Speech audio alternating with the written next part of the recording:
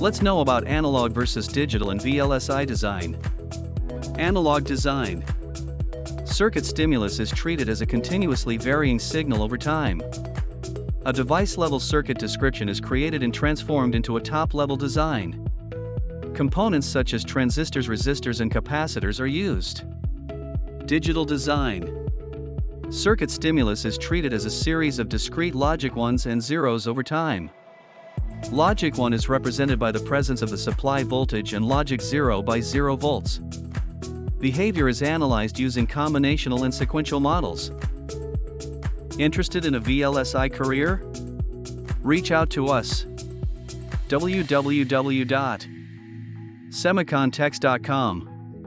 Write to us at info@semicontex.com or call 91-7624-997721 or 91-87123-03410. Thank you for watching.